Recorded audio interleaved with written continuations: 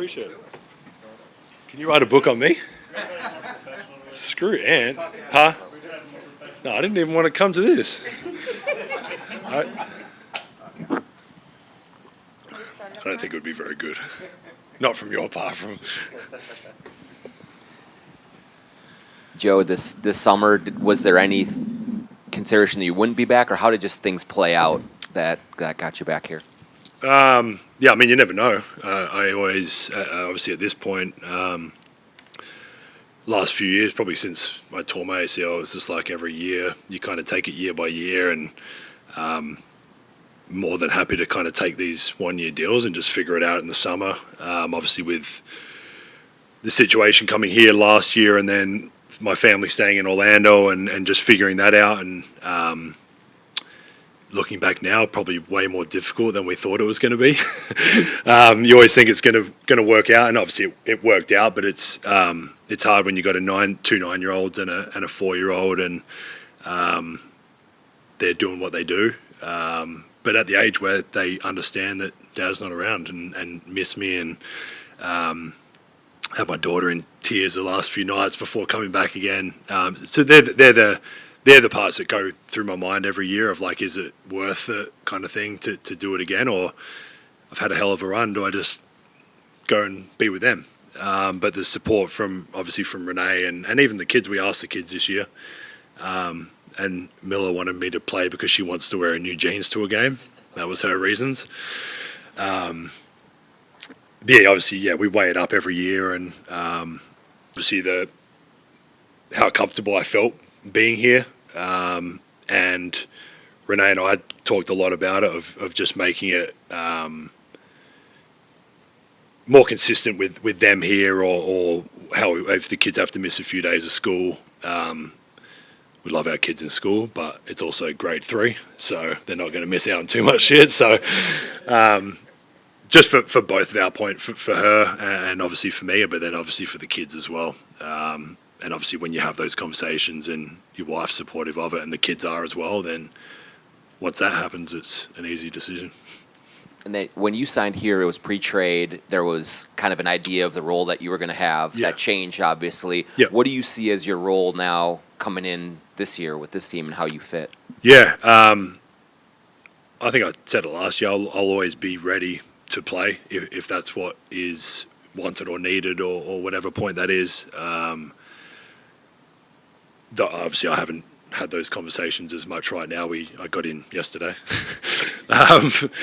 But, yeah, like I said, I'll always be a good teammate. I'll always be there to help the guys playing or not playing, the young guys. And I'll always be ready to play. Had a great summer this summer. It was the first time in 15, 18 years that I had a summer off from no national team or no training camp or anything like that. And got into tennis. So if anyone plays tennis, I'll whoop your ass. But... yeah, just had a really good summer with the family, but also just kind of getting to actually work out on your own schedule, like kind of doing it the way you want to do it. And as you get older, you try and figure out new little things that might help. And so yeah, coming into I feel great. I'll be ready to go as of tomorrow. And like I said, it's kind of a bit fluid as we go forward here. And like I said, with obviously Finchy and I have a great relationship. If he comes and tells me to be ready, then I'll be ready. So, Joe, you talked about with the family and talking to your kids, but it also is you factor into that decision as well. Not as much. Yeah. What kind of keeps your fire burning to where you wanted to come back and do another run, and obviously put in all the off-season work and everything just to keep it going? Yeah. I mean, I think everyone here, like, we're all competitors. We all. I mean, I also don't know what I'm going to do. So I don't know apart from I'm going to be a semi-professional tennis player, but no, I'm definitely really competitive. And I mean, you guys would have seen bits and pieces in our like sizzle games of like that fire of to play and stuff is still there. I think once you lose that, it makes it pretty easy to retire, right? Like if you don't want to work out and you don't want to be competing and winning or trying your best to win, then like what are we doing it for at that point? So. I definitely still have all of that inside of me, and love being around the group. Like it's all I've known since I was 17. I don't know anything else.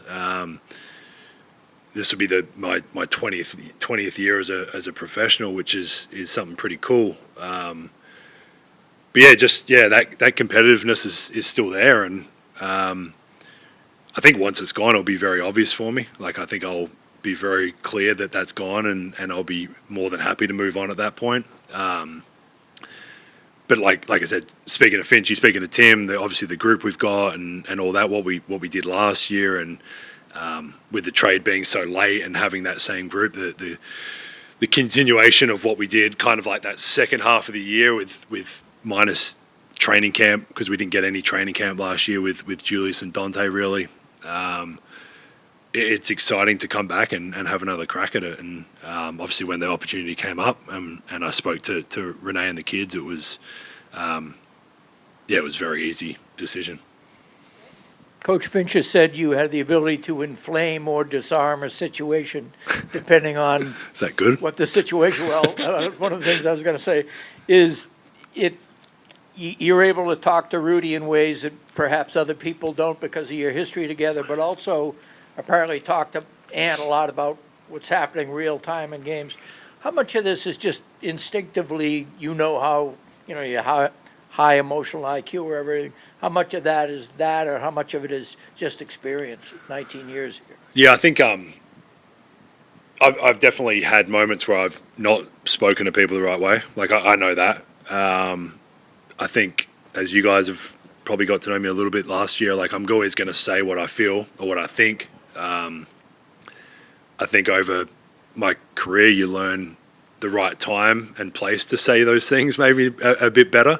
Sometimes in the heat of the moment, you don't. It's like I've had moments with Rudy in timeouts, like him and Kyle, when we punch each other. But like we, you know what I mean? I've had those moments where it's heated, and after the game, it dies down. I'm sure they were in the locker room laughing about it after too. But like, you get to understand and know people's personalities, and obviously being with Rudy for I think 10 of my 12 years in the NBA now.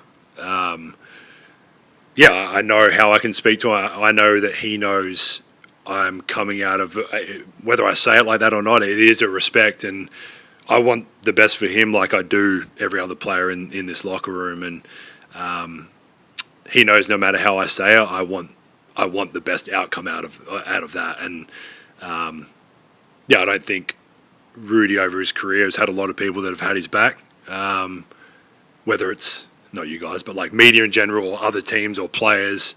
And I think he knows that I've always been there for him, whether he needs it or not.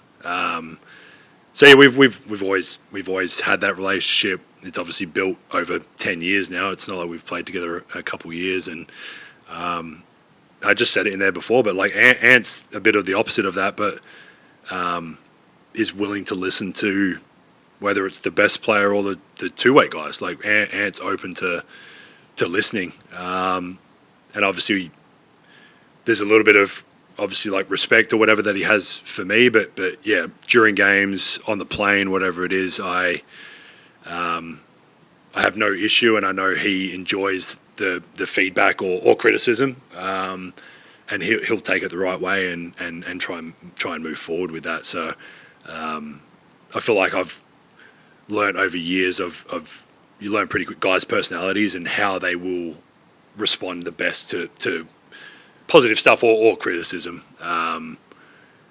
Definitely an experience thing, I think, because I've had some shitty times too. Oh, hell yeah.